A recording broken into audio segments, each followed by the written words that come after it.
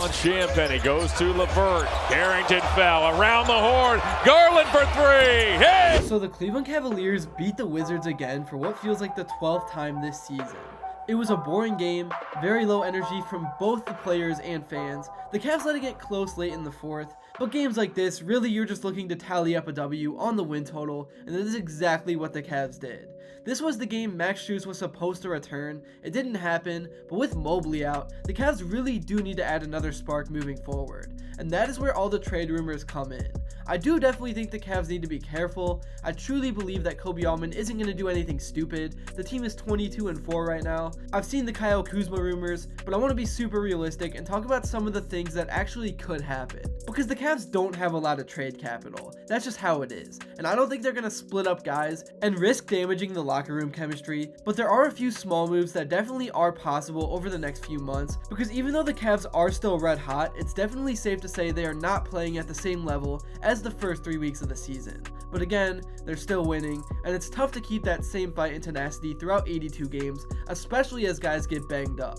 So I really just want to talk about some of the rumors. I want to recap the last few games of Cavs basketball because they did lose to the Heat and so much more. But first, let me introduce you to Rhythm, because if you're super into the Cavs and NBA like I am and like to occasionally put some money on a game or build a player prop, this app is literally a cheat code. I'm not just shouting them out for a brand deal. I actually use this app because it really is just so convenient. It's $30 a month, but trust me, it's well worth it and you can cancel at any time. The app literally uses AI to make models, and it will show you which money lines have the best odds, and you can also look at the top models other people have made, so literally, you can just be completely lazy and use math and formulas to bet. And if you're responsible, you can make some real dough with this, so definitely give it a try. The download link is in my description. I'm all in on this app, and you can even use it for an upcoming Cavs game. And join my Discord if you have not, because I'll occasionally drop a good play when I'm feeling confident about something. Anyways, let's go back and talk about that W over the Wizards, because the Cavs actually for once had some time off. Evan Mobley was still out for this one. Hopefully he comes back soon, because it's really starting to become obvious what his impact is on this team, because Jarrett Allen just isn't Mobley, and that's a fact. And those threes Evan's been hitting really has just changed the entire dynamic of what this team can be. The final score of the game was 115-105. There were a few anxious moments down the stretch. It never felt like the Cavs were in danger of losing, but I just didn't like the score. Darius Garland led the way with 25 points, and he also dished out 8 assists on top of that and had 2 big steals. Donovan Mitchell had 20 points with 6 rebounds and 6 assists. That was actually a big thing in this game. Both Don and Darius combined for 11 rebounds. Those are numbers you need when one of the bigs are out. Donovan was inefficient, but I mean, it happens, and he made enough big shots when he had to. Jarrett Allen had another double-double with 21 points and 11 rebounds, and defensively, he also had a steal and a block. But I did not like how both the 4 and the 5 on the other side had over 20 points.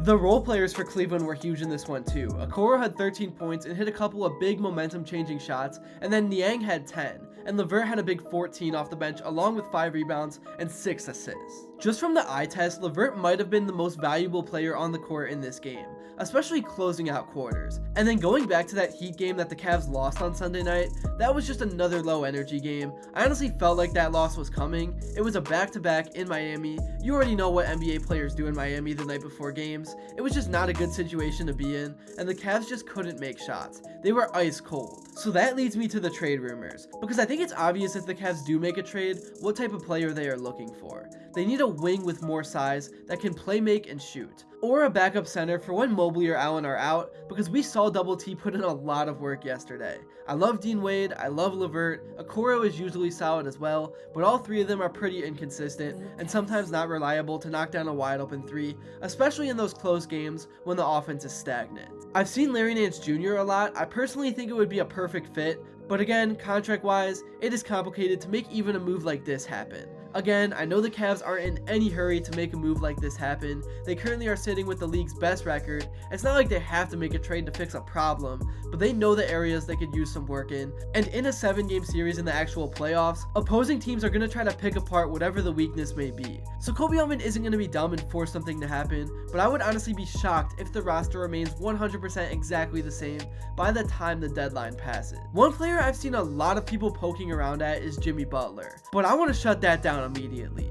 The Cavs do not want Jimmy Butler. Expensive contract, weird personality. I don't think he fits with what the Cavs are doing at all. I think Kuzma is the ideal fit, but I know a lot of Cleveland fans have mixed opinions on him. Again, he's one of those guys with an interesting personality, but as much as I love Okoro and LeVert, I think they fit the vibes of this team. But in the playoffs, who do you want going head to head with Tatum? Okoro or a guy like Kuzma?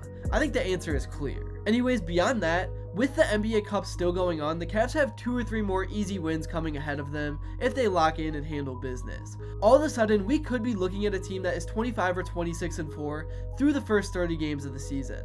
They are on pace to have over 65 wins, and this really could be one of the best seasons the franchise has ever seen. But the thing I am so interested in is the playoffs, because this is the first time where it feels like this team is deep through the bench. Obviously staying healthy is a big factor, but once Strus comes back and Yang doesn't have as big of a role, I think the rotation will be pretty much set.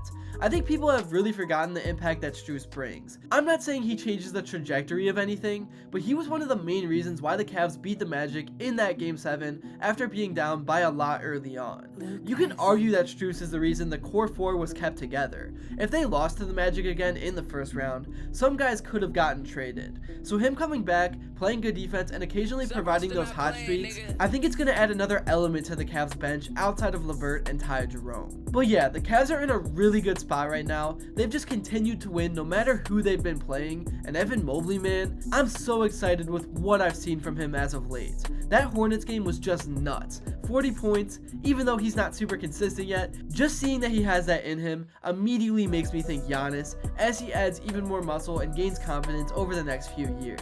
It's so funny how when he signed that massive extension, people in the social media comments were making fun of it, but now we are starting to see why the investment was well worth it. I'm fully on the Mobley hype train. I think he's a future top 7 to top 5 player in the league, and he's already there defensively. That's really all I got for this video. Thank you all so much if you made it to this point, and if you enjoyed it and haven't yet, please be sure to drop a like and subscribe, because your support truly does mean the world. And also, let me know what you would like to see next, and until then, I will see you all later.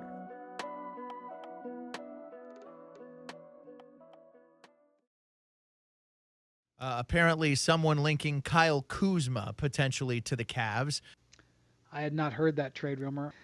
I don't know how the Cavs are getting to a Kyle Kuzma trade. I'd have to go look at that. But I don't think that really helps them, although that is size on the perimeter. But they need size who can defend, and that's not really what Kuzma is doing at this point in his career. The Cavs have very little draft assets to trade because they owe so much to the Jazz. They are a hair into the luxury tax. I would be very tempted if I were the Cavs to get out of the luxury tax.